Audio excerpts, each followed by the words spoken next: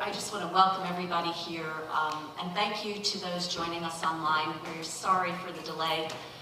I'm Gloria Palmer, the Executive Director of Green Mountain Academy for Lifelong Learning. Just quickly, first of all, we're happy to be here at the Southern Vermont Arts Center, and I'd like to thank Ann Corso and her staff for working to make this happen. Upcoming on Tuesday, September 19th, we have Urban Beekeeping. That is with Madeline Zeef. She's a Vermont beekeeper who is now working in New York City to set up hives there, and I think her story will be very interesting. And then on Thursday, September 21st, we have outside the artist studio, Meet Modern Master Stephen Hannock. This is in partnership with the Southern Vermont Arts Center and the Green Mountain Girls. And there will be a 4:30 reception in Yester House, followed by a presentation here in the Arkel. Stephen Hannock, if you don't know, is an American luminist painter known for his atmospheric landscapes and incendiary nocturnes. It'll be an interesting show. Please silence your cell phones during this talk, and I want to thank GNAT-TV for being here to videotape and manage the live stream. Our presenter is the publisher of the Radford Free Press, a blog on economics covering contemporary issues and the state of economic theory. More broadly, he is also a writer and consultant on economics and business theory. He is a co-founder and serves on the executive committee of the World Economics Association. He has been a frequent presenter of GMAL and moderates one of the weekly roundtable discussion groups. We're happy to have with us Peter Radford. Please give him a warm welcome. You disobey orders all the time. It's not good. It's not good. All right. I apologize, because now there you go. All right. Let's remember what we were going to say. There we go. So I'm going to start with my usual preamble, because I want to situate our discussion about artificial intelligence in a more of a long-term context. This is not the first technology change we've gone through. We've gone through other technological changes before, and and I hope some of you did come to my presentation on the machinery question last year, then you would have said I spent an inordinate amount of time describing how we got out of the Malthusian. I'm not going to go there. There's no point. We're in a hurry now. The key thing for everybody to remember here tonight is that our entire civilization, as we have just witnessed, runs on information and machines. The idea that somehow artificial intelligence is going to take us over and wrap us up in machines is not a novel one. We've been wrapped up in our machines for a very long time. Our entire lives run on various forms of machinery, the power that comes in here and so forth. So we are living in a machine age. And artificial intelligence is just the next manifestation of a machine age. So why are we ambivalent? There's always this ambivalence towards when the next machine comes along, we always get scared of it. You know, as I was saying before we started, right? That was the same reaction people had in the 1830s to steam engines. It's like, this is ridiculous. No human being was ever meant to go at 30 miles an hour. That's absurd. We should get rid of them, right? And then factories belching out smoke. This is a terrible, terrible thing. The world's come to an end, and so forth. So every time we get a new wave of technology, we get the same questions and the same reaction, which is kind of bizarre because we depend on them. So why is artificial intelligence itself? Why is everybody so curious about it? Why is it engendering so much concern? So that's really what I'm going to zero in on, hopefully. I do need to do this to you. I need to remind you of where we've come from. This is growth in per capita income, starting over here in year 1, over there in year 20-something or other, and you will notice that growth took off in 1870, right? The idea that we live in an area, in high growth is a new idea. I have to say this every time I do my presentations because I need to remind you that we are living in a very weird time. We all think it's normal. It's not. In the sense of human history, the period we're in is really, really odd. So we should be used to, by now, all of the quirkiness that comes with that the change, the pace of change. That vertiginous line there is the United States, the big, tall, red one. So I used to have, when I did this presentation before, I used to have, you are here at the top, but it's kind of redundant. But I just want to go through it. Economic growth took off based upon three things. You take these three things away, we don't have this. One, electricity. Electricity is a really, really important thing, right? You often hear the advocates of artificial intelligence saying, oh my goodness, this is the best thing since fire. No, it's not. It runs on electricity. That means electricity is more important than artificial intelligence. You can pull the plug on artificial intelligence. So it's just, let's all get used to this. Tone the conversation down, right? Corporate organization. Nobody ever thinks about this. I do, because this is where I come from. Without corporate organization, this would not have happened. And three, industrial scale innovation. I would normally have a little speech there, but in the interest of time, I won't. Growth is based upon various combinations of energy and information. The reason I put that in here, because obviously artificial intelligence is information on steroids, right? Okay? And the other part of that, energy. It takes a lot of energy to do this. You can't do artificial intelligence without prodigious amounts of energy and prodigious amounts of computing power. So the Industrial Revolution was limited by thermodynamics. Digital is going to be limited by our power to do computation. That's my watchword on all of the documents and things I was writing in the 1990s. I used to put information is all on the bottom, just to remind people. I don't do that anymore. But the future of growth is algorithmic, another word we all have to get used to. I developed my own theory of algorithmic growth. Everything is algorithmic. So that's really another question we're going to have to tackle tonight. Can AI restore productivity growth?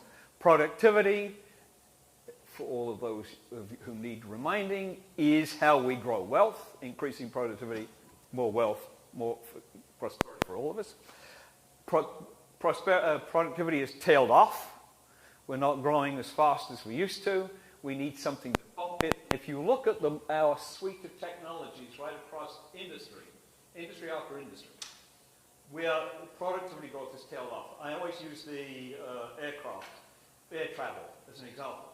We reached maximum airspeed in the 1950s. We have not gone faster since, except for Concorde, which was a failure. But if you look at the average rate of travel on an airplane, it really hasn't improved since the 1950s. And you go industry by industry by industry, technology's tail off. We need something to kickstart us. The big hope is artificial intelligence. All right. So, I'm going to give you a history of it. I'm going to give you a beginner's guide, which was, I'm trying to keep this easy as possible. Then I'm going to do this. This is where you need to break out the stiff drink, because we're going to talk about large language models. How do they work? And that's when I really get you into the inner workings of ChatGPT, okay? Because that's the one that's really stirred up the waters. That's the one why we're really here this evening. By the way, G, generative, P, pre-training, T, transformer. Okay, GP, that's what that stands for. It's all gobbledygook. But I'm going to explain at least two of those as we go through. Then, what's it for? You're already working with AI, whether you know it or not. There's a ton of it out there already. And then I'm going to talk, we should probably have a conversation and questions, hopefully. What are the problems? And I think that's why everybody's sitting there saying, oh my goodness, is this going to change things? Can I trust it? Is it going to put people out of work? All of those kinds of things. Same stuff we had in the 1800s, don't worry. Same old stuff. But Douglas, I don't know if you recognize who this is. He wrote, this is an early person working in this field, and he said, should we be terrified? But you'll notice a question. An expert in the field doesn't know. So it's like this is a little concerning for the rest of us. Okay, history. There you go. Here's my timeline. All starts in 1936 with my hero. You all know most of you will know who Alan Turing is. Alan Turing is completely by accident. He's trying to answer a question in mathematics. The question was posed by Hilbert in 1900. And Hilbert is just one of these people who thought of perfection. We're all going to have all the math in a nice, neat box, and everything's going to work within each other. And Turing comes along and proves that that's not true. And in order to prove that's not true, there are numbers that are not computable. In order to prove that, he invented this thing called a Turing machine, which is kind of an odd thing to do, but the rest, as they say, is history. Your smartphone is a Turing machine. This computer is a Turing machine. Any computer is, in fact, a Turing machine. He didn't mean to get us into this world, but by answering that question in mathematics, he got us into this world. So it's kind of one of those weird things. Then, 43, you'll notice there's time gaps here. And I'm just going to emphasize that as we go through. These guys, Pitts and McCulloch, come up with this idea. These are not computer people. They're talking about how the brain works. And they come up with this idea about neurons, neural networks, and so forth. Put the pin in that, because that becomes important when we get over there. But in the interim, it dies out, because modeling the mathematics of a neural network is an intensely difficult thing to do. All right? You need computer power. We didn't have it in 1943. Von Neumann, another of our heroes, then takes the Turing machine and says, oh, if you're going to actually make a computer, by the way, the word computer, what did the word computer at that point mean? It meant somebody, a human being, sitting at a desk doing calculations. That was what a computer was in 1940, right? If you were an engineer and you needed a calculation done, you would get it on a piece of paper, run down to the office. They were all sitting in desks. A lot of women doing this at that point. They would just do the calculation and hand it back to you. They were computers. So the idea of automating that was a novelty. So von Neumann says you need to design a computer this way. The big breakthrough was making the memory external. Then Turing comes back. Oh, sorry. Let me go back. Go right there. Comes up with this thing called a Turing test. A Turing test, according to Turing, is how you tell a computer from a human. The test is simple. You put someone, I'm going to put you in a room, right? You're going to write a question on a piece of paper. Somebody comes in, they take the paper outside, right? Somebody writes an answer, they bring it back in. Now you're in the room, you don't know who wrote the answer. You don't know if it's a machine wrote the answer or a person wrote the answer, right? Can the person in the room tell the difference? If the person in the room can't tell the difference, Turing says, the machine must be intelligent, right?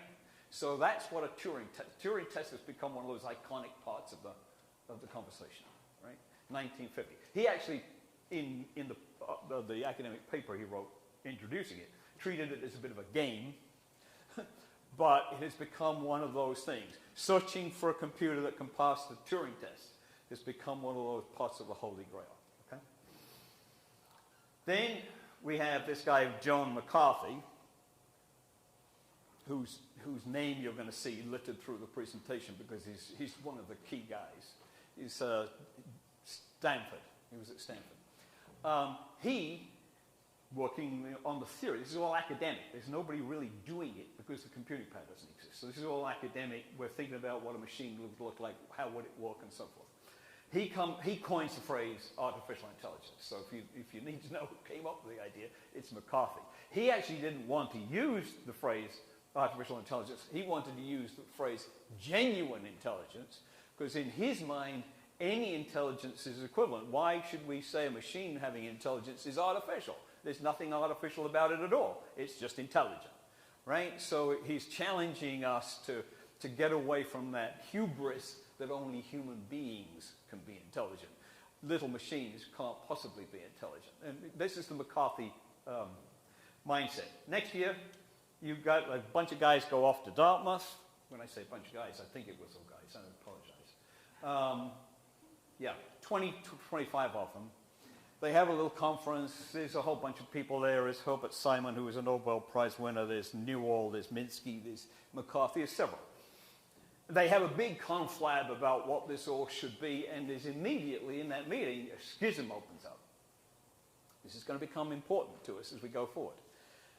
There's on the Newell and Simon side of the ledger artificial intelligence is just programming. It's like I write a computer program, you put this in, you create a bunch of logic, out the bottom pops a solution. The other guys, the Pitts and McCulloch crowd, sitting there saying, no, we're trying to emulate a brain. And we don't know if you put stuff in, what comes out. There's a whole different way of making artificial intelligence. So there are, right from the get-go, there are two forms of artificial intelligence. I'll explain that in a little more detail in a minute. The Minsky, I'm going to call them, just for the sake of interest, the Minsky crowd, the Herbert Simon crowd, they are the dominant crowd until 2017. Right? So for years, most artificial intelligence that was successfully built was the top-down kind, not the generative kind.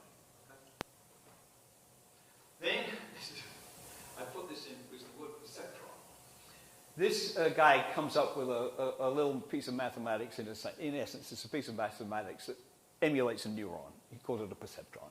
But they become important later on in the game, so I put it in there just for reference.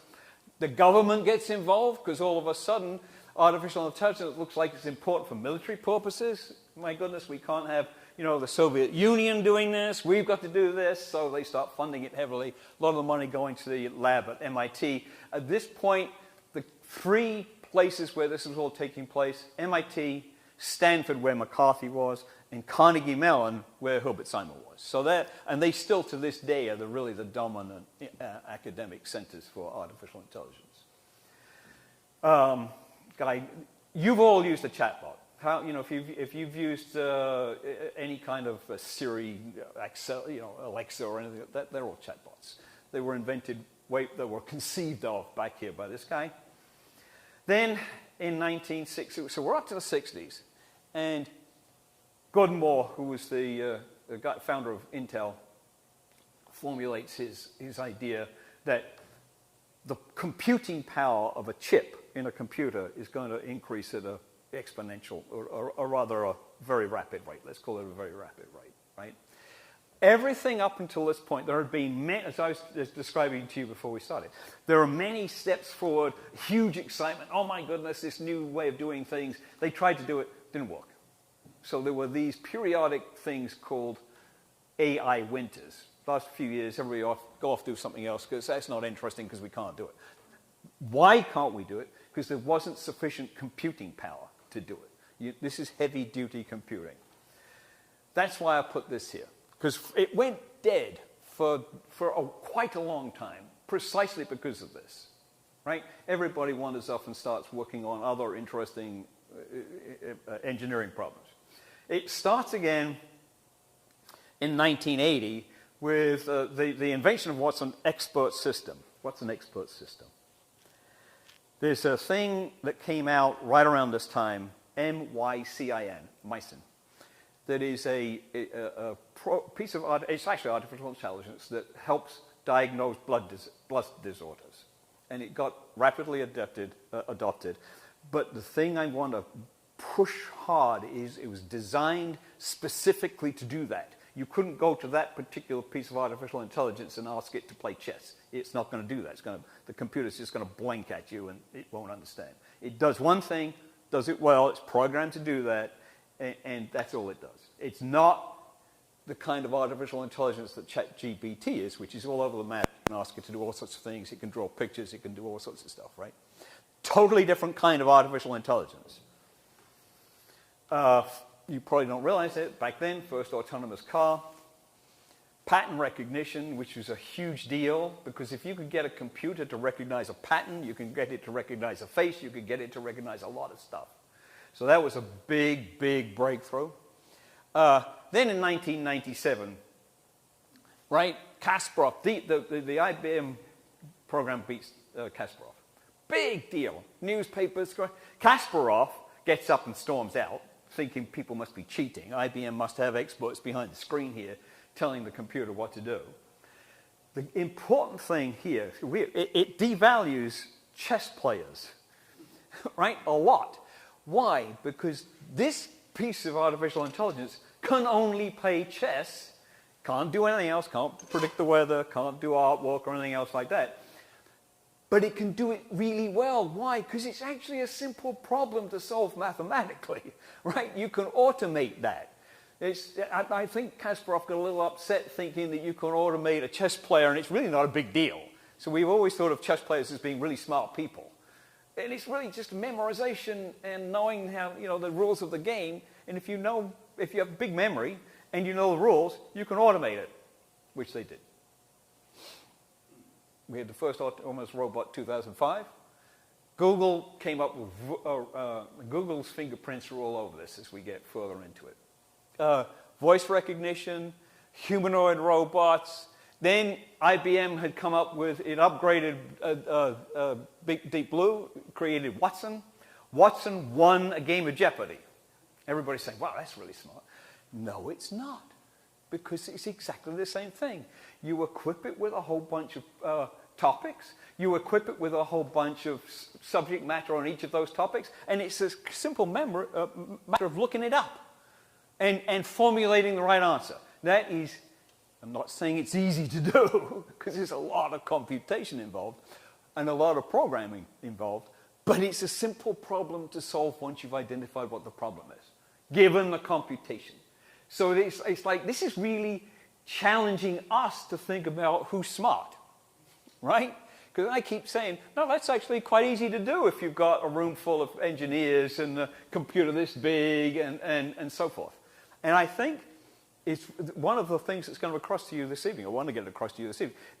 We're challenging ourselves to figure out what intelligence is. Because Watson winning that is like, that sounds like a big deal. Chatbot finally passes the Turing test. So we've got all that time. It took us, 64 years. That's a lot of time. Then Google out there, another thing, wins this Go. Apparently this is supposed to be a tough game to win. Same principle. You teach it the rules, you get enough computing power, it can crunch through in no time and win that game. It's not a big deal. It's a big deal from an engineering point of view. What a triumph.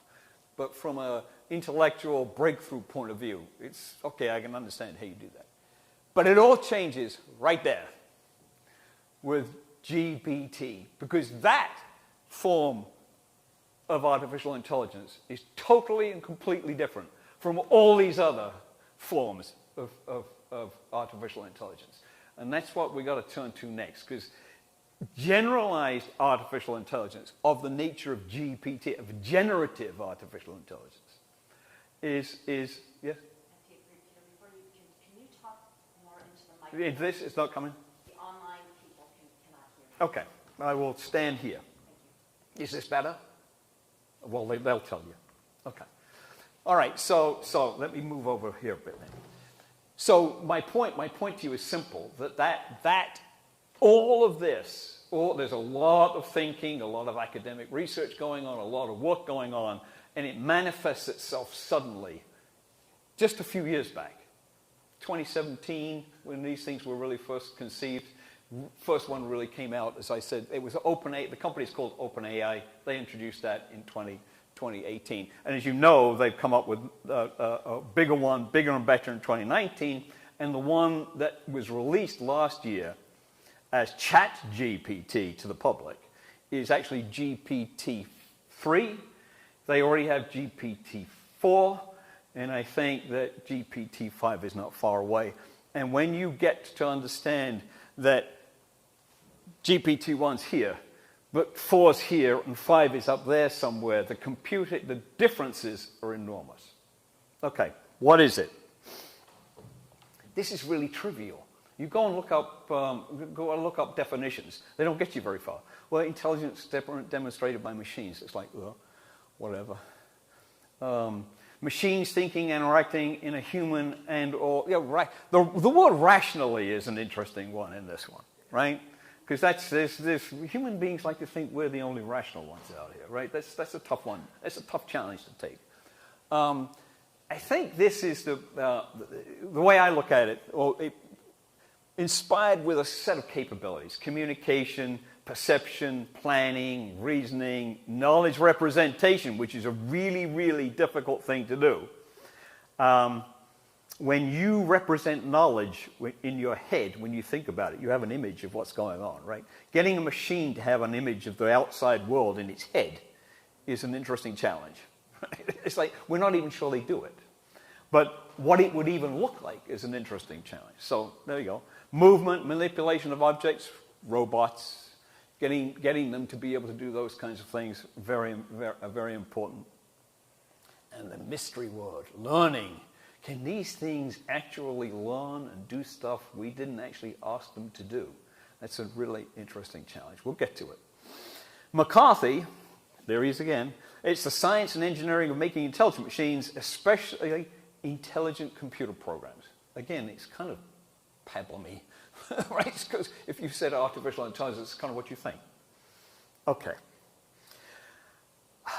It's an interesting suite of things you have to make this work. You have to have knowledge of probability and statistics, which of course you all do. Symbolic computation, which I know you all know how to do. Symbolic computation is where you use like algebraic equations and stuff like that. It's recognizing X and Y. They're the symbols, right? So it's actually doing that. Search optimization, game theory, for all of you guys who know about game theory, I'm sure all of you know about game theory. It's not my favorite topic at all.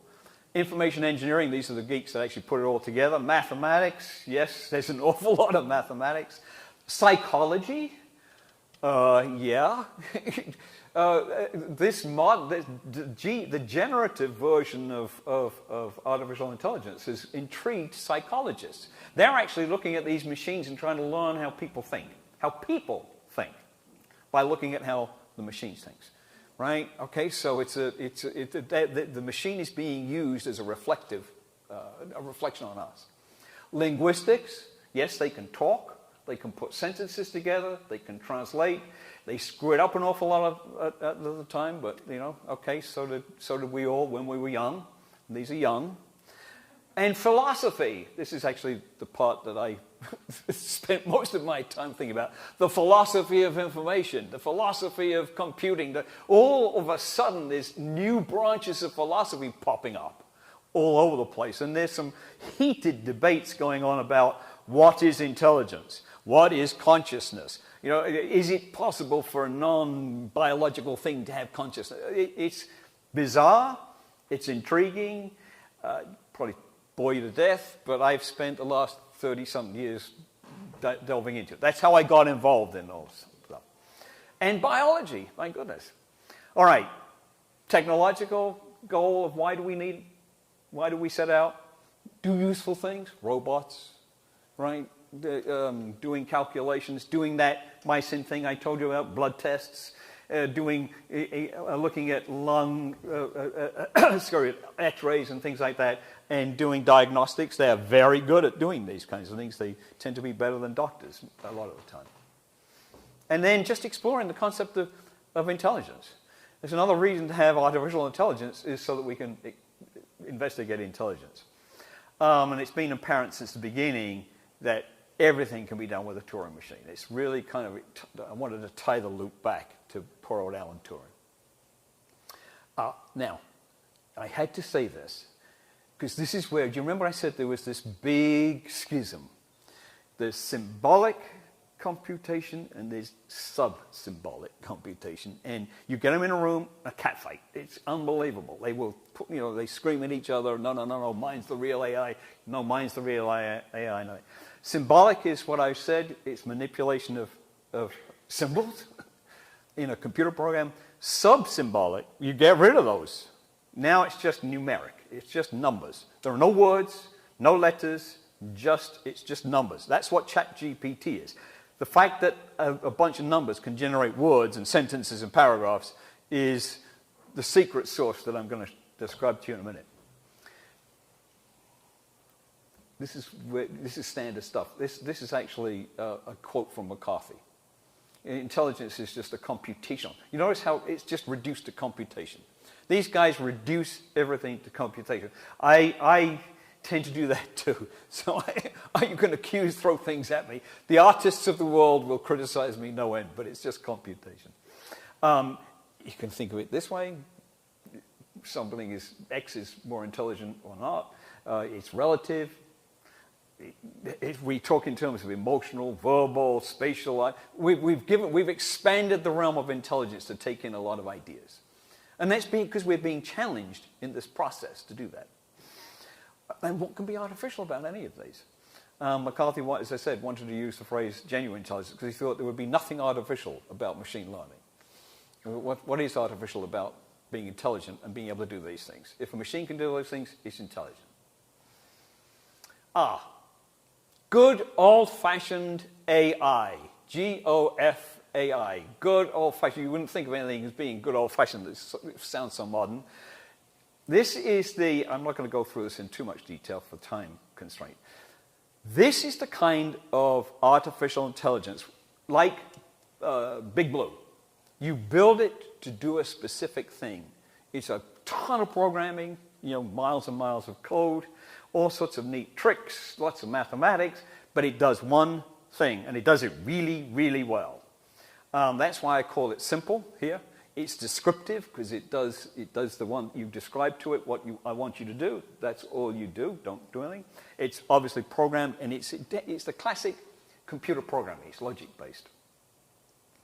AI is engineering. Some people call it, other people call it weak AI because it's not general intelligence. That is, if you remember that timeline, that is the artificial intelligence that dominated for 60 years until we get to the generative version. Then we get to this. And then all of a sudden we get different words popping out. It's layered, it's neural, it's learning, it's probabilistic is a key word here. This is one of the reasons why it sometimes chunks out different answers. You ask it the same question several times. It may not give you the same answer each time because it's probabilistic.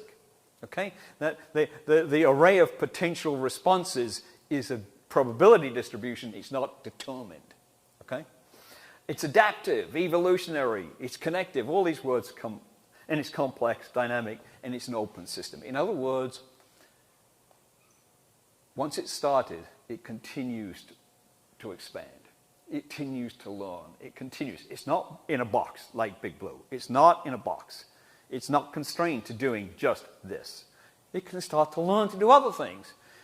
We've discovered along the way that they teach themselves to play chess randomly. Where did that come from? I didn't program it to learn chess, but it taught itself chess. Okay, that's cool. Why? Nobody knows. It's one of the frustrating parts about this. AI is cognitive science. This is called strong AI. So I'm trying to get you familiar with the language. How do they work? All right, this is where you need the stiff drink, because this is where we're going deep, guys. Buckle up. First thing to remember is that it is a prediction machine. This is all about prediction. A large language model takes a sentence, the brown fox jumped over the lazy, and it tries to predict dog. Okay, that's what it's doing. It's doing it really, really fast in real time. But it is a prediction machine. In order to get it to do this, you've got a lot of tricks. And I'm going to go through some of the tricks. They are trained on billions of words, so they get to recognize word patterns. No one truly understands how they work, even the people that build them. They are the key components. Now, these are the bits I'm going to go through. Word vectors, terrible. Oh, I can see you glazing over already. Word vectors, please, Peter, don't do that to me. Transformers, that's even worse. And machine learning. So we're going to take a deep dive into this, so buckle up. We're going to talk about word vectors. This is a nice phrase I dug out. You shall know a word by the company it keeps. Most of the words we know and are familiar with, we easily associate with other words. Right? It's a habit we have. We're trained on words when we're kids, right? We train these machines. We were trained. We were trained on the vocabulary our parents used, our various relations used. We got used to it. We went to school. We got trained on words and those associations. Different words pop up regularly with other words. But these guys don't talk in words. They talk in these vectors. And a vector looks like this. Blech. Okay, I can see you. They said, what the hell is that? Whatever, Peter, don't worry about it. Which is the word cat, and it actually has, in the full version, 300 of these numbers. Okay? And each vector All right, there's another horrible phrase I'm throwing at you, but I've got a pretty picture to describe this. It's semantic space. What do I mean? Take all the words ever in any, and imagine them swirling around in a great big cloud, right? That's a semantic space. We've got all the words floating around, right, in this great big space. And what this vector is doing is penetrating that space and saying, aha, I found cat. And then, but now I need to get the next word. Well, what's the next word? Kitten, vet, dog. Now I've got to go over here in this space and look for one. It allows us to create associations because we're doing all this in math, right? So there's no words here. So I can do funky things with this, and I'll show you some of them, right? Okay. Google came up with this thing, this word to vec. They're very these engineers are really, really novel in their words. Training data when they first came up with this was there were about 1.6 billion words in this. And now, be careful. The word you could have the same word many times because it's got different meanings. So it's not individual words, but different words with different meanings. Okay, and I'll give you an example. I'm going to give you an example in a minute. They used Google's news documents as the core. That's how they got the 1.6 billion words. This is how you do it. You take out all of the common words, the, of, and. So if you've got the, quick fox, the goes. Now it's just quick fox, right? It's actually a bit more complicated. They do it in what they call tokens, which is in quick, it would be QU, right? And then they try to associate with ICK. And QU pops up in lots of different places, so that's treated as, it's called a token. But for today's purposes, we'll just do words. They assign each one of these words a number. Cat, number 1. Hamburger, number 5,000. And in their original thing, I think there were about 70,000 that they gave unique numbers. So each word now has a number, right? And each word has an associated vector, so it can get into that fog of space, right? Don't worry, we're going to get there. You'll know this by the time we're out here. You break down words into word pairs. So you go through quick, brown, fox, fox jumped, right? So everything's associated in pairs now, all right? This is what the machine's doing. You assume that they're close to each other in this big space. You train that, then you go through the process of training it to guess which word comes next. They had billions of pair words. I don't need to go through this too much. The key, though, is there's a mathematical function going on that gives them increasing confidence, probability, that this word is the word that goes next. And that's the secret sauce, right? It's like I've got all these words floating around, and I can identify roughly where you are in association with each other. But now I've got the word cat. What is that next word? And you try all sorts of words. And gradually, through a process of elimination and checking itself, which we don't need to get into too much, it decides that the next word is, let's say, vet or something, claw, paw, cat paw, right? And it will spit that out. And everyone says, oh, that's a dumb machine. That's not right. But go back and do it again. And that's how they train these things. Here's an example. Why do we do this? Because you can do manipulation and location. Here's my little example. You know what those vectors are. They're coordinates, right? We've got a simple vector here. 38.977. That's a vector which describes in two-dimensional on a map where Washington, D.C. is. Same with New York, same with... Now, you can draw an obvious conclusion from this if you're thinking about it. Washington, D.C. must be quite close to New York. Why? Because 38.9 is quite close to 40.7. It's a long way from 51.5. So in this cloudy word space, I'm going to shove London over here, and New York and Washington are going to be over here. So when I go back looking for a word to associate with New York, I'm more likely to come up with Washington than I am with London. Okay? That's why we do this. We've shoved them into spaces. It's, for instance, It's obviously quite far from Paris. So the machine starts to see these associations, right? Washington and New York must be associated somehow, or they probably associated with somehow. London and Paris may be associated because they're also pretty close.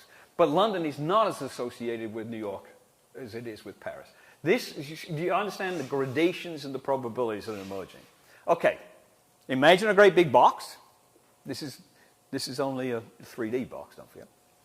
Here's a word. This comes from Melanie Mitchell's book. It's the word charm. Put it in this box someplace. It's now hanging around in this big cloud that we described. Wit. Well, it's kind of like charm. People who are charming are sometimes witty, so she put wit here. Then she said humor. Humor and wit go together. They should be quite close. So they're here in this space. But she also said this, and she also said this.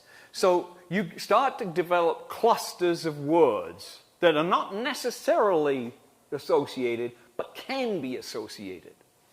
As opposed to, let's say, dismal, which you would shove up some other part in this space. See it? Disturbing would be close to dismal. Dark would be closer to that. Heavy. But so now in this little demonstration, we've got, in our dimensional space, we've got two clusters of words. So when ChatGPT wants to conclude the space, it goes, let's say it's got charm, and it needs the next word. It's not going to go to dismal, because it's up there somewhere. It's going to go to one of these other words. That's what's going on. It's predicting, by using this space, right, what that next word is, right? I'm trying to find a way of visualizing it for you, because this kind of artificial intelligence is the thing, and this is exactly what it's doing. All right? So when you ask ChatGPT a question, there's an awful lot of clanking in the background, and it's each time it puts a word out, it has to fill the next word, has to fill the next word, has to fill the next word. This is kind of the process it's doing. Locating in this space by the use of these vectors, don't worry about that, how the next word comes up. They allow us to do things like this. Because it's mathematical, I can take one vector and subtract another. I can manipulate them mathematically. So I can take the word big out of biggest, insert the word small, and come up with smallest. I can do things like this. All of these. These are all possible because nothing is in the computer. Nothing is a word. It's all just numbers. So you're adding and subtracting numbers and coming up with probabilities for all of this. This is an interesting one, though. You can see that this is not necessarily an accurate thing, right? So that's why biases can creep in on the training. This is a ChatGPT response, right? It's perfectly reasonable from its point of view because it's been trained on documents going back a long way, and this was a frequent in that cloud space. Nurse and doctor were closely associated with each other, and when you add in gender, this is the response, right? That's how some of these biases we hear about creep in. Right? It's because it's been trained that word space has got these clusters, and sometimes these clusters aren't particularly modern. Let me put it that way. All right. Now, we can do things like, as I was describing, because it's exploring this space, it can learn that, cats go to the vet, maybe kittens and dogs too, because they're close to cat in this space. All right? So when it's filling out the logic, when it's filling out the next word, it's exploring things like this. It can learn, for instance, that there are languages and they're shared because Paris and France are usually found close together in that word space. It gets a little funky with things like, is bank to do with rivers or cash? And it has to figure that out. And it takes a lot of computing power, which I'll describe in a minute, to do that. So there's not just a location in space, but there's also a context. It has to learn context. Peter likes the garden, Valerie is in the garden. The word garden has got two different meanings, right? Which one is the right one to insert as I tried to fill out the sentence? So the word garden has two vectors in this whole thing. The customer asked the teller for her cash. What does her refer to? Is it the teller or is it the customer? Well, we all immediately think it's the customer, but the machine has to figure that out, right? It has to do it, and it does it by context. It learns the context. It's a funky, but that's exactly what it's doing. So it gets around these difficulties by creating a vector for each of the potential meanings of each potential word, but there are also things called positional vectors, which I decided not to talk about because we're going to be sick and tired of that, but which determine the order in which the words should be put in a sentence. But so the combination of those two allow it to determine context. Are we taking questions at the end or no? Yes, we are. Yes, questions at the end. Do you mind? No, not at all. I'm going to write. Okay. Okay. Now, transformer. That's the T in GPT. I'm going to scoot through this because it's really, really gets complicated. There are layers in these models. So in comes the data. It goes through layer number one. This number one tries to guess the word. It sends it on to layer number two. Just tries to through a series of layers. And each layer refines the probabilities that this word is the correct word. Okay? Think of it simply that. You're passing this calculation through a series of steps. Each step is a layer don't think of it as physical layers. These are logical layers of computation, right? They take the vectors, they look at them, try to work on them, pass them on. Hidden states is a vector that you would never come across. That's one of the reasons we don't know what's going on in there, because it's working in the background. GPT has 96 such layers, so every time you get a word, it's passed through 96 layers of refining, which is why it's getting more accurate. The more layers, the more accuracy. The original models only had 6 layers, which is why they were coming up with some funky results. The more layers you throw at it, the more probability it can refine the probability. Each of these word vectors has 12,288 dimensions. I don't think I can describe something that has 12,288 dimensions, but in math, that's easy. That's why, obviously, the more dimensions you have, the more refined your probability can be. So that's another feature, right? Two basic things. It's called why they came up with the idea of attention, I don't know, but it pays attention to the incoming data. And it works on the incoming data, makes it scarce, passes it on. Let's not get there. Each of these layers, not only are there 96 layers, but each of these layers has 96 different, what they call them attention heads. They are little modules working, doing the math. So it's 96 by 96. It's a large number. And the goal is that the final layer spits out a word that's vaguely correct. It's like, remember, this is all about word prediction, okay? It can sort out these, and this is my little attempt at showing you what's going on. So John wants his bank to cash the, right? Shove it into transformer number one. Transformer number one says, hey, I think wants and cash may be verbs, okay? All right? Pass it on, I've done my work. You're going on to transformer number two. Transformer number two says, I think his refers to John, right? And bank is not a river bank, but it's a financial institution. So the purpose of this is hopeless, little demonstration. But the purpose of it is to show you each layer contributes a piece to the solution. Sometimes it's defining context, sometimes it's defining the next word. And in truth, if you ask these guys which is doing which, they'll say, your guess is as good as mine, and which is not satisfactory, I realize. This, by the way, is from IBM trying to describe precisely the same thing. Only they did it across the page, It's much, they obviously paid someone to do some nice, nifty graphics. Each of these is a layer. You can see it shoves the answer into the middle. It chunks and chunks and shoves something out the other side. That's all you ever need to know. But what comes out the other side is that prediction. This is simple, the training part. This is the P, pre-training, G, generative pre-training transformers. We just dealt with transformers. Now we're going to do with the algorithms. Ordinary text is fed into the process. Ironically, the first one was University of Toronto has a archive of books. The first predictions are hopeless. We're now training a machine that's never looked at anything. Each guess is the result of reweighting. So you remember that IBM thing, this big matrix of things going on in there? Each one talking to every other one, like your brain, all the neurons connected, right? Firing and randomly firing. Mine randomly fire. Yours are very much more organized. But the point is, at the end of that process, you give a weighting to what a word could be. A weighting being a probability. So it's 90%, 10%, 5%, whatever, right?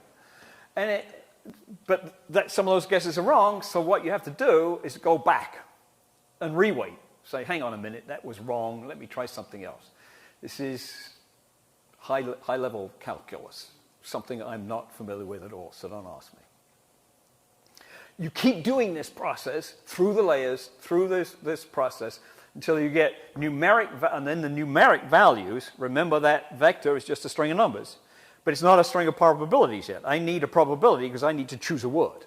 And I want to choose the word with the highest probability. I then translate the numeric values into probabilities using a special piece of software. And eventually, the highest probability is the guess of the word. It's a really lot of stuff just to guess the next word. But it does it really, really well. Here we go. 300 billion trillion individual computations in order to train. These numbers are just ridiculous. I mean, a lot, okay? But 300 billion trillion computation was required to train GPT-3. And the numbers for GPT-4 and so P4 are obviously much larger. And the training base consisted of about 500 billion words. So there's a lot of, when you think about the magnitude of these kinds of things, the amount of effort going in just to training the darn thing, to get it up and running so that it's able to create that cloud that I talked about a few minutes ago, and identify within the cloud which word. It's gone through, there's been a lot of perspiration, let me put it that way. The thing I think we're all reacting to when we, react to, oh my goodness, ChatGPT, if you don't, 100 million people have used it already, by the way. It's the fastest uptake of any piece of technology ever, I think. It's just an extraordinary number of people playing with this thing, because it's just so fascinating, right? It's like, go there and ask it a question. It comes back with a pretty good answer. Sometimes they're really boring, but sometimes they're pretty interesting. And the thing that should, maybe it concerns you, maybe it's something that we should think about, but the improvement is very, very steep. These things have improved unbelievably in just 5 years. And it's largely a result of throwing a lot more computing power, a lot more words, and doing that kind of stuff. The problem is that they sometimes now start to display unexpected, I'm being polite, unexpected capabilities. Like, these darn things are starting to think. It's a little disturbing. In other words, it's not simply doing what we programmed it to do. That's old-fashioned GP. But this is doing exactly what the people who wanted generative AI to do. It's starting to do things that we never asked it to do. And it's doing them because somewhere in that machine it's built these associations. These associations made sense to it. You look at the language I'm using. It's like made sense to it, right? And it remembered it and refers to it.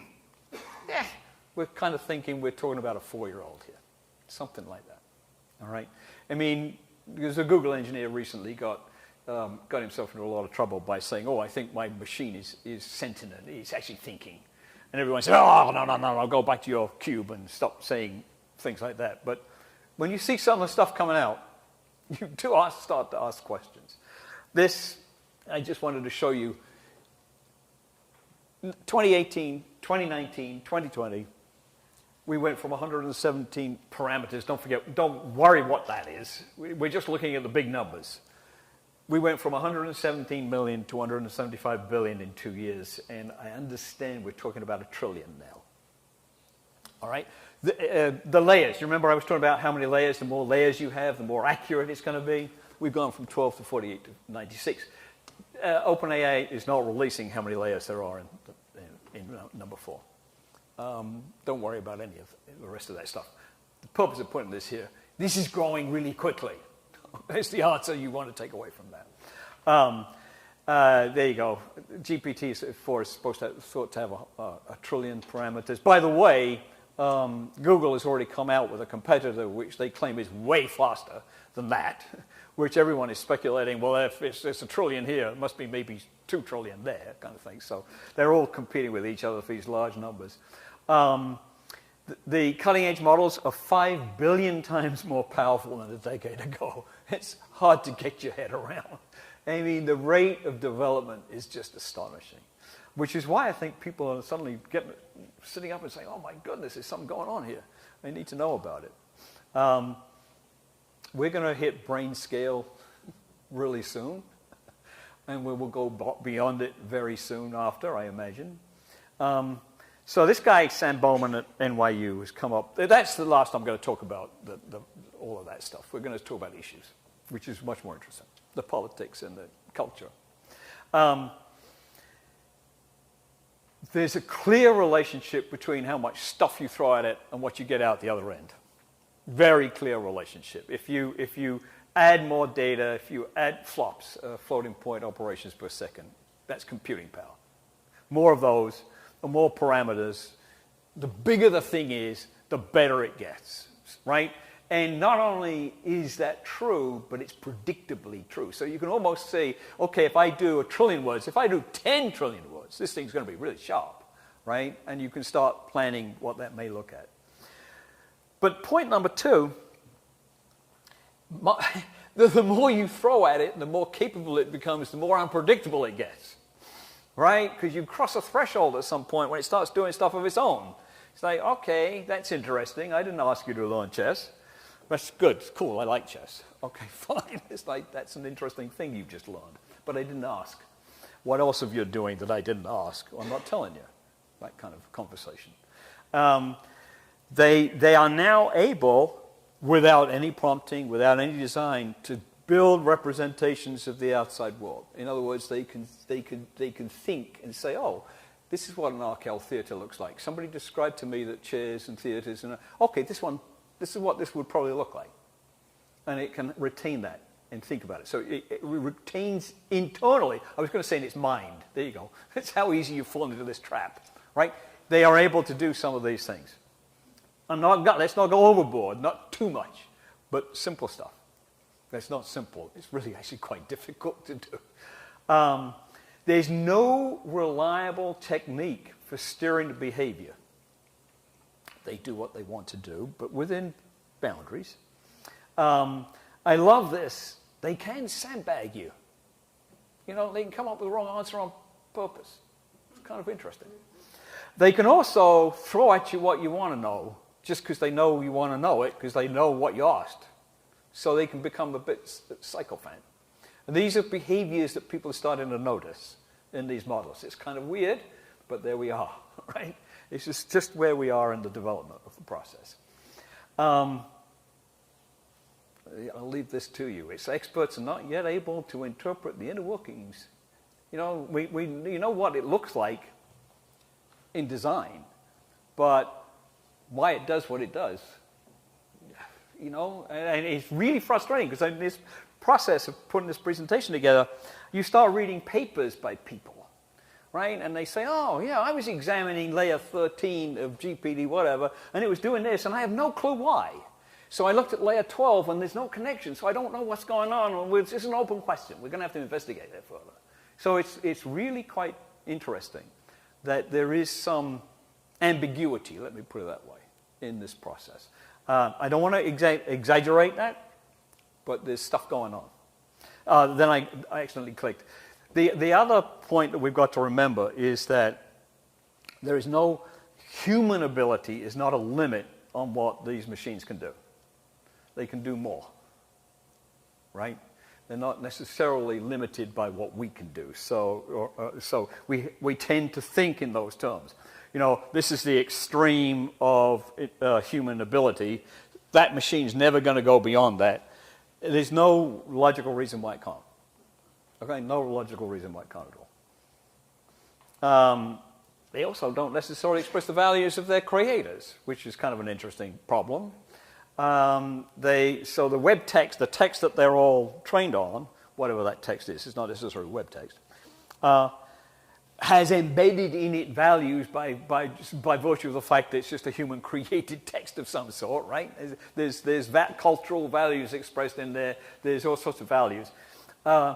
After it's been trained, that doesn't necessarily remain the value system of the machine because it learns and moves on.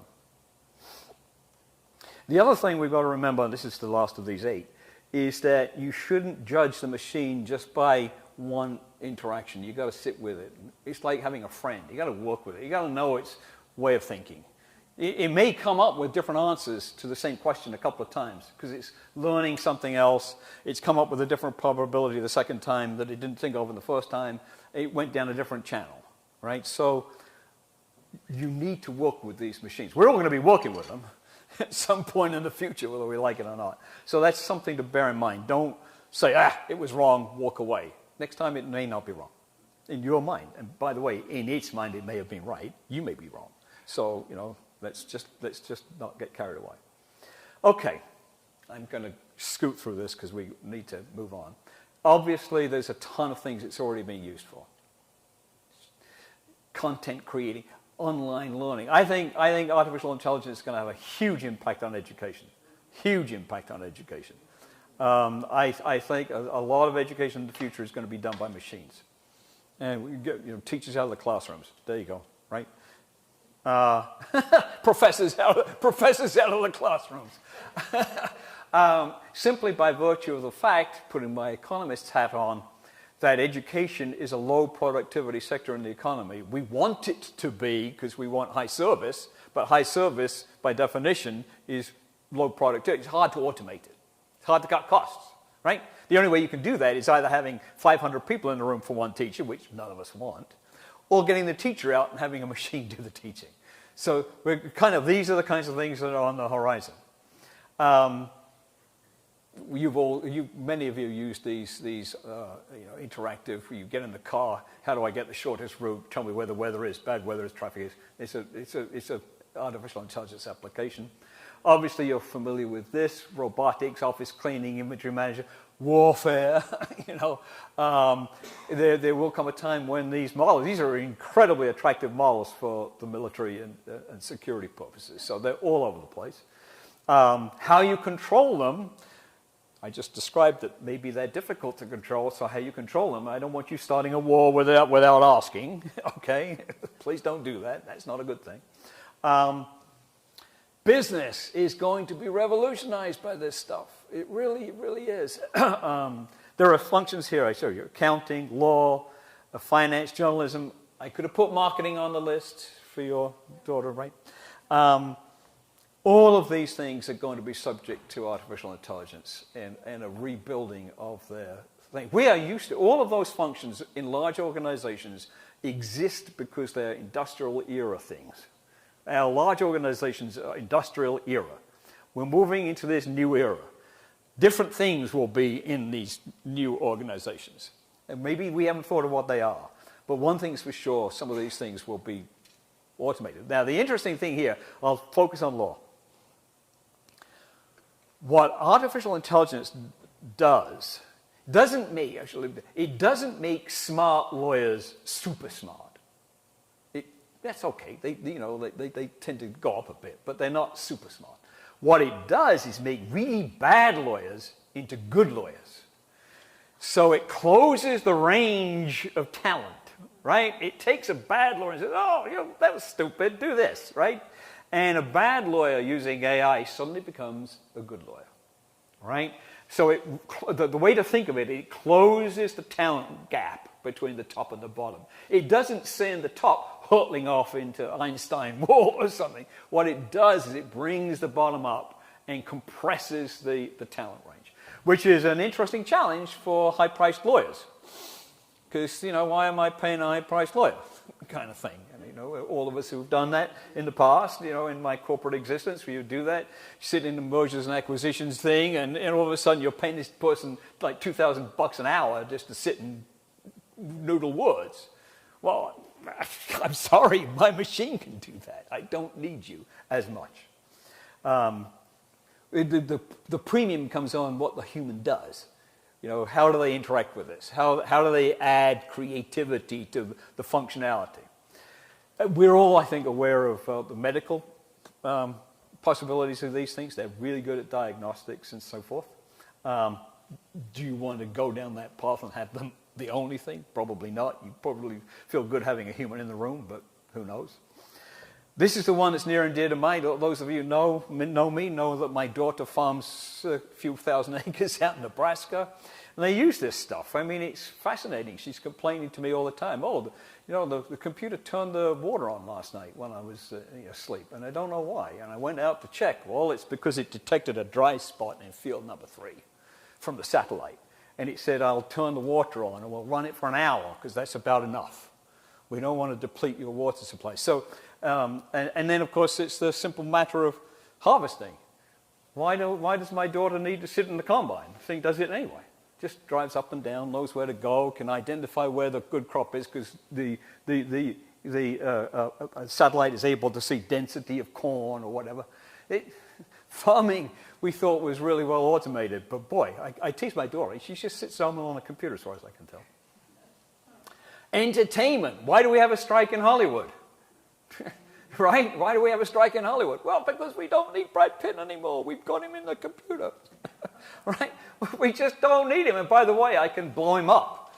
If he's in the computer, I can't blow him up in person. And I don't need a stunt double. And then, of course, there's the script writing. You can get really good scripts out of these machines. And if you look at a lot of Hollywood scripts, they follow a pretty predictable pattern, you know, it's just somebody hits somebody and they run away and all that kind of stuff. Well, a computer can write that script. But the reason that strike is important to everybody else is because that's the first real confrontation with artificial intelligence in a work environment. And the owners of the studios are sitting there saying, but I don't have to pay ChatGPT that much. I have to pay Brad Pitt an awful lot. Why would I ever do that?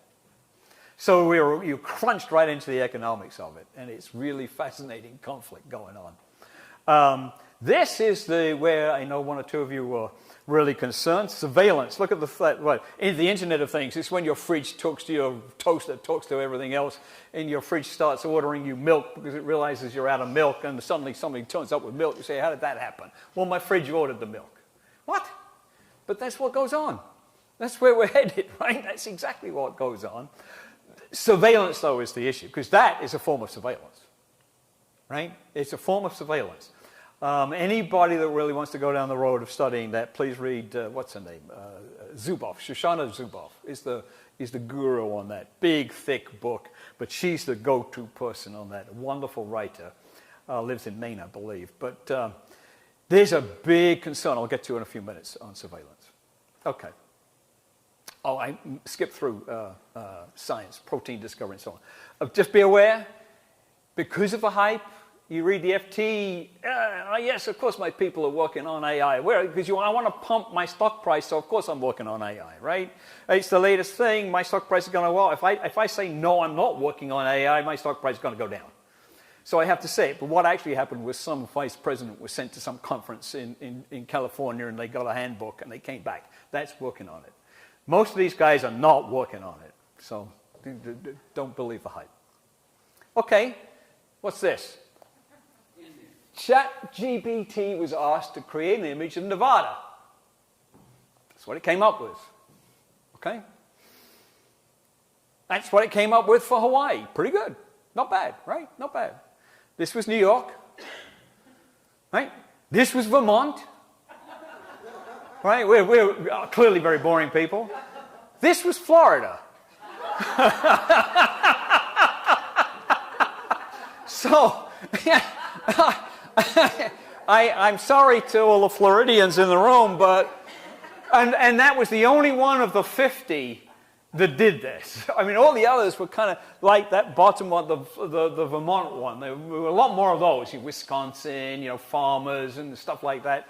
Most of them were like that. And when I did this, it's like, what? That's Florida? Really? How did that happen? I don't know. I'll leave it to you to figure out how that happened, okay? Here's another thing. This was the experiment they did. They got a whole bunch of people. You're gonna listen to some music. It was Pink Floyd. And we're going to create a spectrogram of your brain, right? Listening to that music, and we're going to run it through the artificial intelligence. This is the spectrogram they came up with. 10 seconds. All in, there you go. You know the song, right? It was another brick in the wall. Right? That's the brain of the AI. This is the brain. Then you take that spectrogram and you give it to the AI, and this is what it interpreted as. And then you say, well, what does that sound like? And it came back and played a song that everybody in the room, it was a little muddy, it wasn't quite as sharp as it should have been, but they knew exactly what they were listening to. So the implication of that is this thing can listen to your head and know what you're thinking. Okay? That's the implication of that. Right? It can read a thing like that and interpret it and say, oh, I think they were thinking about this. Or they were playing this song in this case. So this is an interesting, that's where we are. These things are doing some interesting things. They didn't get Florida quite right, but they're getting it. They're working on that one. They're working on Florida. Okay. So why does AI? We've been through these disruptions. Now let's talk about the issues and problems. Why does this feel weak, odd? Will it disrupt the workforce? Will it invade? We're used to automation in the factory, right? But we're not used to automation in the office. That's something culturally we didn't go through. Right? So, the white-collar workers, haughty, so going on in the factory, those people, they're displaced by machines. They need to go and get an education so they get a new job. Right? It's different if it's the accounting department that needs to get a new job. So there's a cultural challenge coming, I think. Every time we go through this, mass unemployment is predicted. No, I'll talk about that in a minute. How do you get around this issue? How do you get around the surveillance issue? It's everywhere. It's everywhere. I mean, it's not the state necessarily. It's a private corporation. Google knows all about you.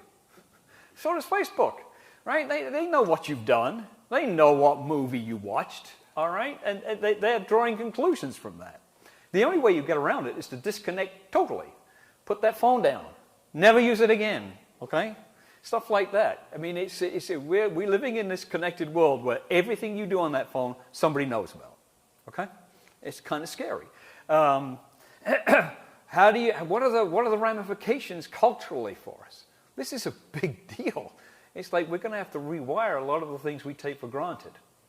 The optimists, right? Will this stuff really be intelligent? What about this thing you may have read about, the singularity? They say Ray Kurzweil, one of these gurus, imagines this moment, not too distant future, when human intelligence will merge with brain intelligence and we'll all zip off into the future, preserved, with our intelligence preserved for all time. That's, I think, a little strange. But these are the way these people think. How will AI affect power in society? Who owns this thing? Right? The person who owns this thing's got a lot of power. All right? And you have to think about that. So let me take some of those issues in a little more detail. We've always worried about technological unemployment. It's never happened. It happens short-term but not long-term. If you think about displacement of people from agriculture, they went into industry. It took a generation to work that problem out. Then we've automated our factories. We've displaced a lot of people. They've gone into other jobs. We haven't got this great pool of unemployed. We haven't got the Marxist, pool of unemployed sitting around because the capitalists drove them out. We haven't. We've been remarkably successful in continually investing ways to employ people. Is this going to work this time? You talk to any economist, they'll trip out the standard answer. Well, of course it's going to be fine. Productivity is going to go up. More productivity equals more wealth equals more spending equals more jobs. Easy, right? Ask them how that actually is going to work, the devil in the details. It's not our problem. Okay? Yeah. Robotics, we've all gone down. Workplace surveillance is an issue. I don't know if you read about Amazon. You know, you step away from that line for more than you're allowed X number of minutes to go to the bathroom. You took X number plus 2. You're going to dock your pay, right? They know exactly what you're doing. They know the speed you're working, they know your package rate. They know exactly where you are on the floor. That's pretty invasive stuff. That's really invasive stuff. But this technology allows it, and large corporations are going to use it, which helps them make profit. What are we going to do with all these lawyers and accountants? I'm fascinated by this. It's going to be quite interesting. They're going to have to become artists. They're going to have to become artists.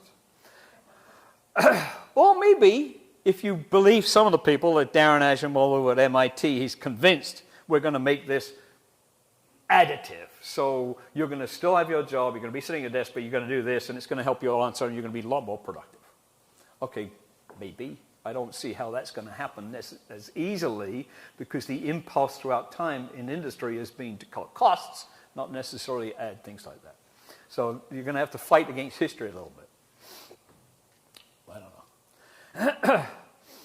Well, I put this in every time. It's like, okay, we're going to go back to some kind of big fight between labor and capital, like we did when, business, the origins of the big factories. People look back in history and forget that the 1920s were dastardly strikes, fights, burning things down, shooting in streets. Why? Because of the onset of the factory system and organization and resistance to it. Are we going to have that again? Probably not. People are all complacent nowadays, but you never know. And, then there's the question of hallucination. You know what a hallucination is? It's when it comes up with a bad answer. They call it's an hallucination. So you may have a perfectly reasonable looking piece of text coming out of ChatGPT, but when you actually examine it, it's gibberish.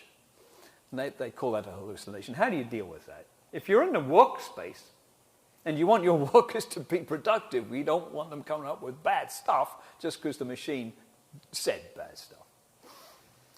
This is one I'm going to hammer away at a bit. We're already down the line. We've got face recognition. You've got location detection. That phone in her hand right now is telling people exactly where she is, right? So we know where you are. Don't hide. You can't hide, I'm sorry. So these things are already going on, right? So there's an enormous amount of pervasive, and it's being processed by these machines to try to find out more about you. Because you are an interesting input for that machine. The more it can learn about you, the more it can chunk out the other end in answers to questions. The more intelligent you get, the more intrusive it becomes. Because we're very human. We can't resist our toys. When this thing gets really useful, we're going to be using it. And the more we use it, the more it's going to know about us. It's a pact we made with the thing. It's just going to be, it's inevitable. But we did the same thing with, let's say, automobiles. We all have cars. We paved over half of Long Island, and we now get around. Well, actually, we don't. We try to get around, but we would like to get around. We made that pact, and we altered our lives to accommodate the motor car. We're going to do this exact same thing here. We're already, it's remarkable. I play this game sometimes. You go on your computer, you click on something you're never, ever going to buy. Right? And then you wait, see how long you get an advert. You just sit and, do this. It's going to take Google about 20 minutes, I figure, to come back with that one, right?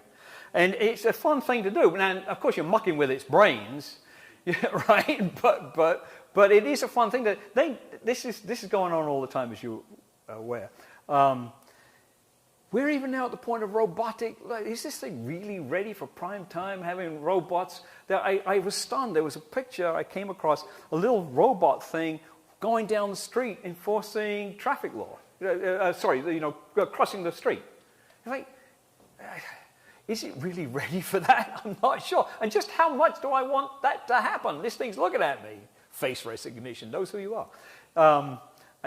Data mining, everybody knows about this. We're all part of the big data pool in the sky. They know all about us. Do we own that data? Do we profit from it? No, but Zuckerberg sure as heck makes a profit from that data. there's a question, who owns that data? It's a big, big argument now in law about who owns, you can come across academic papers this thick, talking about who owns data, how should we regulate data, and things like that. Some people are even talking about predictive policing. I know you. I've got a scan of you. I know you could commit a crime next week. I'm going to put you in jail before you've done it. Okay? Just think about that. You have to think, I think you have to have a pretty good shot of this machine before you get that far. But what's going on in China, what's going on in these things could go on. So we've got to, the ethics of this are really, really, questions have to be asked. Because you know, the bizarre point about human beings is that somebody will try to do that. However insane and bad it sounds, somebody will try to do it. It's really good at watching and tracking, and we have to have rules for that. Can we resist? I don't know. Good question. Cat's out of the bag. Ethics, garbage in, garbage out. It's only as good as its original input, but it does learn, as I've mentioned that. Disinformation, I know that's what's on everybody's mind here. A good example, Amazon's been hoisted on its own petard. Somebody came up with a gazillion books and put them on AI, put them on Amazon. And they're not necessarily in the name, they're in names of existing authors, right? AI-generated book, stuff it on Amazon, full of gibberish. But as Amazon trains its machine, this gibberish gets into its machine. It's like putting grit into a lawn, something in a rock in a lawnmower and stopping it, right? There is a word for this, but I'm not going to use the word. The techies have come up with a very descriptive thing to describe that process. But people are out there trying deliberately to create muck to undermine the data on which these things work. So there's strange things going on already. There's, as I mentioned with the nurse-doctor thing, there's prejudice, there's bias that doesn't necessarily reflect where we are. And our problem is attitudes are changing pretty quickly. But the training base is historic.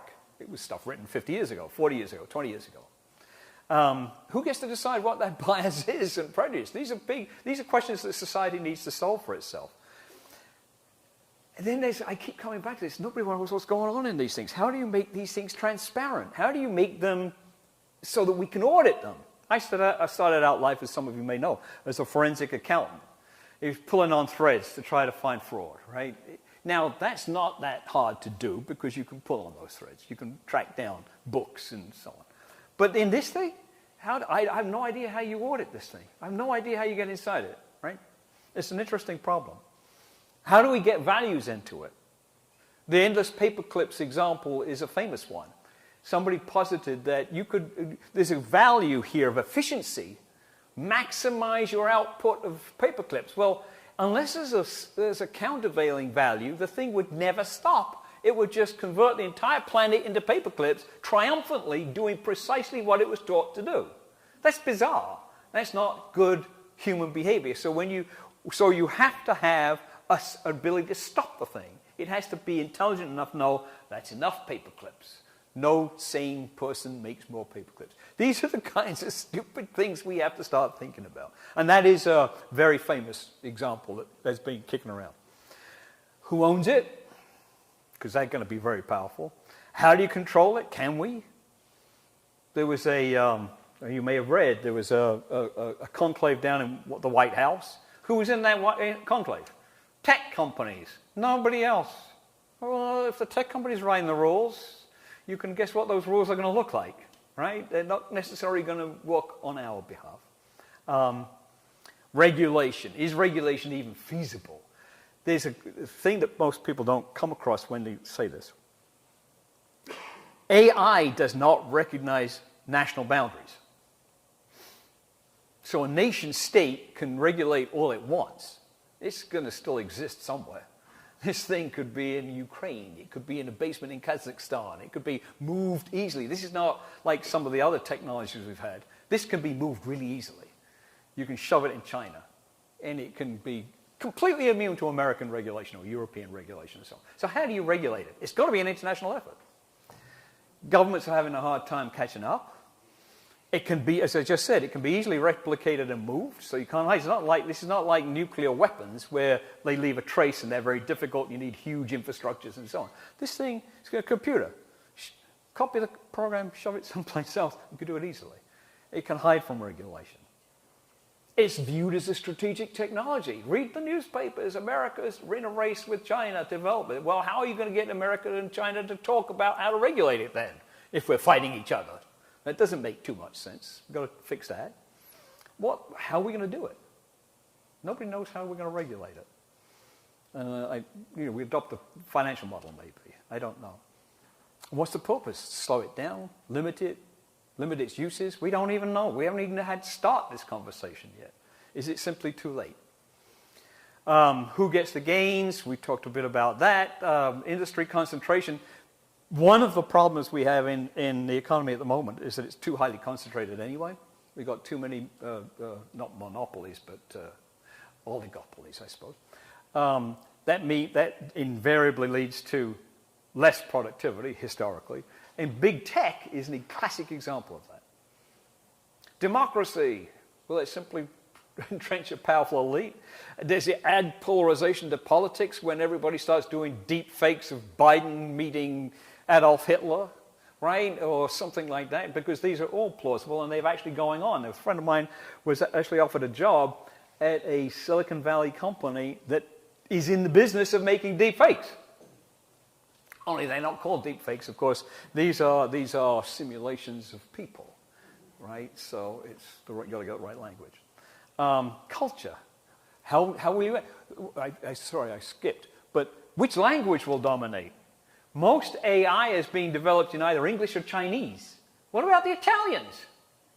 Right? I mean, it's not good saying, oh, we'll cobble on a translation device, but this is a huge cultural problem.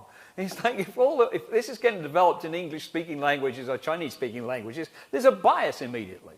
How do you get rid of that bias? If this is going to be a foundational thing in the future, how do you get rid of that? If you're a small country in the middle of nowhere, are you going to get excluded from this? Military, I mentioned it before. They are really loving this stuff. This is really interesting. They're all over it. Pugwash. Who knows what pugwash is? I knew I'd do this to you. Pugwash is a town in Maine. And what happened was when everybody started to realize the dangers of nuclear weaponry, nuclear power, nuclear energy, there was a meeting convened in Pugwash, Maine by people from around the world. And from that meeting flowed a lot of the way we now treat, via the United Nations, various treaties, how we treat nuclear energy. It was a kind of a 2-day meeting. Pugwash. Do we need a pugwash for artificial intelligence? I would say we probably do, but getting the Chinese in the same room as the Americans could be interesting. All right, so where are we? It's new, we have nowhere, it's going to take a decade, but get used to it, buckle up. We're trying to figure out how it works. What's inside the black box? I tried to describe it in my naive way, but I would warn you that's not very accurate because nobody seems to know. I don't think either of the extreme claims being made are good. I think we'll be in the middle. I think it's going to reignite the same old industrial battles that we a generation or two ago. I think it's going to displace some jobs, but create others. White-collar work is going to be where the damage is. And it is the only real technology on the horizon that's going to solve our productivity problem. Productivity is a big, big, big problem. It's not just the United States. The Western world, the world, I should say, is slowing down. Growth is slowing down. And if we're going to accelerate it again, we need something to kickstart it. AI looks like the most likely thing to do that. But it also, this is the interesting part, challenges to define intelligence and ourselves. One last thing, algorithms matter. A factory is an algorithm rendered in physical space. AI is an algorithm rendered in information space. We've got to get used to the idea that we've been living with algorithms for a very long time. This is not new. We just express them differently. So with AI, we leave the industrial area. But more importantly, do we leave the institutions, the cultures, the spaces that we used during that era? That's going to be the challenge to us. Politics, for instance, is going to be changed by AI. And do we need to create new challenges? And remember Picasso. Everything you can imagine is real. Just because you're only imagining it doesn't mean it's not a real object. It's a real object. Just because it's imagined, it doesn't mean it's not real. So, right? I think it was a good thing. So what's artificial about AI, if that's true? That's an interesting place to end. This is how I used to say. This is the first 2 lines of a book I wrote a long time ago. Or in the immortal words of one of my heroes, Archibald Weaver, it from bit, everything in the universe is information. That's what he means. There is no such stuff as stuff. There's no thing. Everything is information. And I think we're going to be challenged to think along those lines going forward, right? That's what he means, literally. There's no such thing as stuff. It's just information constructed in different ways. All right, I thought I'd leave you with this. We become what we hold. We shape our tools, and then our tools shape us.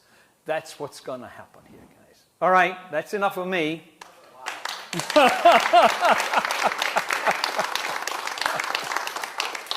You had a question. I did. My question's very basic, and pardon my naivete, but you keep referring to it, artificial intelligence, ChatGPT.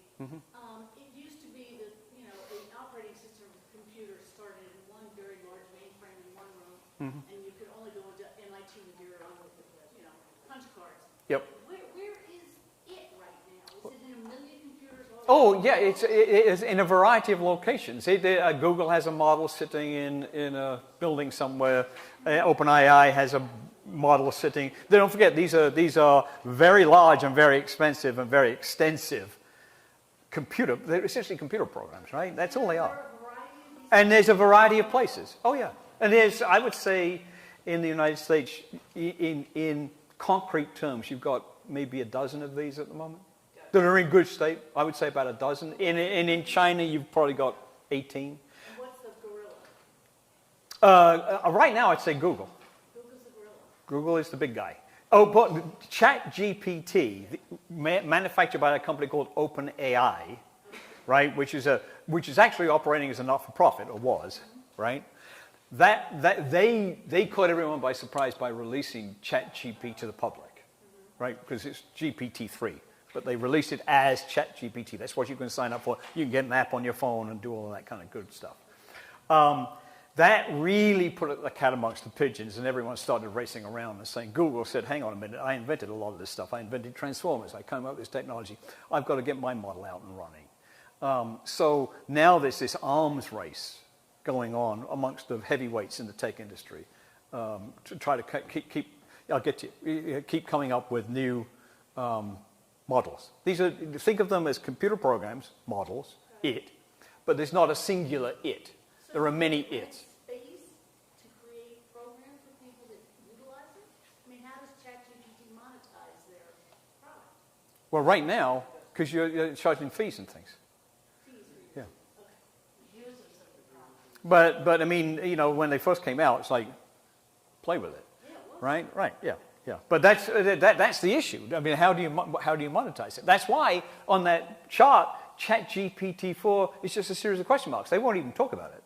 Microsoft invested billions of dollars in OpenAI when they realized what was going on, right?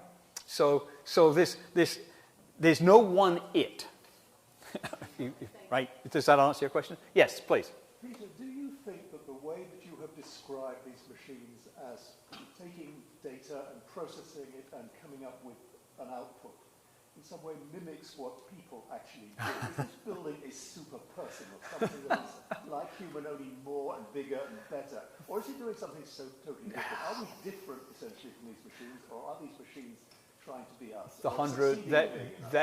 That is the big question. If I'm going to, let me repeat because people didn't hear. The question is, do I think that the process that I described these large language models doing is also the way in which we think? I'm summarizing heavily, but that's what you basically asked. The answer, I fall on the side of yes. That is hugely contentious, okay? I think you're going to find a wad of philosophers waddling in here and telling me how ignorant I right? That no. Human beings are not prediction machines. They're not just running computation on a whole bunch of billions of neurons. There must be something more complicated. You have to explain to me where that more complicated thing is, right? Right. I mean, that's the point. I mean, the point we've got is as people start exploring this, and they literally do, as I mentioned, there's a psychologist poring over it and saying, oh, how does that work? That's an interesting thought, and so on. What we're doing is we're delving into a theory of our own intelligence. And we're saying by externalizing this intelligence and looking at it objectively rather than looking inward, we're suddenly saying, hey, that's a lot like what we do. Is it what we do? Well, we don't know what we do. That's the problem, right? And that's the real problem. And so there's no clear answer to that, and it comes down to opinion. And I just expressed my opinion. I think this is very much what we do, right? Sorry, there's three of you, so start at the back and then work forward. Well, you didn't bring feelings into this equation at all. No. There are other human attributes that come into it too. Yeah, but how are feelings contribute? You set up a regress. We set up a form of a regress. When we express something as a feeling, what is that we're actually expressing, right? I mean, we give these various sensations a word like feeling, but what does that mean? Feelings affect our answers and our actions. Mm-hmm. So, if you've got any given question for AI, and as opposed to asking a human being, the human being may be completely veered off the computational answer by feelings. How does that happen on the other side? On the other side, well, I'm not. I think the quick answer to that is that I'm not necessarily thinking I'm not attributing feelings to these machines yet. But you'll notice I did predicate that. Yeah. All right, because I think if you have enough computational power, I don't see why they can't have feelings. I mean, I really honestly mean that. I mean, because if you look at a human brain, what's a human brain? It's like a gazillion neurons firing. And what's a neuron? Reduce it to it's a logic gate. I mean, it's saying yes or no. That's not true. Well, so AI is capable of love and tenderness. Yeah. What? AI is capable. Well, I'm not saying it is. I'm just saying I'm not ruling it off the chart at some point in the future. Explain to me why I'm wrong. Yeah. Right? Yeah. But they're not binary. No, they're parallel. You said yes or no. Well, they have gradations. They have huge, probably. Sorry. Probably They turn off. 80th combination. I mean, Right. Probably more combinations than there are positively charged ions in the universe. Oh no. Right. Right. So I think this feeling thing is terribly important because human beings and other animals, are embodied. They live in environments. Embodiment is an incredibly important, at least those It's a physical thing. It's extremely important. But my point is to be controversial, but it's also right, as you know, Susan. But my point also is to say that we should not arbitrarily rule this out. Because it's a computational question, and it's quite possible to imagine some other world in which these things can start having these odd sensations. It's a physical thing. A human being is executed in a material world. It's not floating around, right? So everything has to be attributed to that materiality somehow, which is not easy to do. And the simple answer is we just don't know. And life, I think this is what my friend here is getting to. Sorry, there are two questions. I'll move on. Yeah. Let's go to the bar. I wonder, if you're an accused criminal, right, and you take the stand in a trial, could AI determine whether you're lying or not? It was a lie detector? Yeah, because you said it could know the music. So Oh, yeah. Well, the answer to that is probably yes. yeah. But I don't know if anybody's tried to do it. So I say probably Well, yes. I mean, it could be in the future, and that might affect the whole war. Oh, of course. Yeah. Of course. And also, my concern is that also that as human beings, we are going to lose our ability to socialize. Yes. Yes. The question is, or the argument or discussion point is, would greater reliance on AI incorporating in our lives desocialize us in some way? And the answer to that is depends on your point of view, I suppose. It depends if you. Growing up at a young age, they don't know any better, you know. Well, but you know, that's as I pointed out several times in the conversation, we've said that about a lot of technologies in the past. You know. And what about the real estate values of these big corporations and skyscrapers? That's a whole other question. I'll get to that another time. Right, one more question and then we're done. Is there an off switch? Is there An off switch? Well, of course. You can pull a plug. Yeah, Yeah. but not in reality, right? Not in reality, right. I mean, because that comes down to some of the other parts of the conversation. Like, I've got a very expensive AI model. Am I going to let you turn it off? No, I may hide it in Kazakhstan. Okay, out of your grasp. So it gets complicated. All I can say, because this is such a new thing, all I can say is complicated.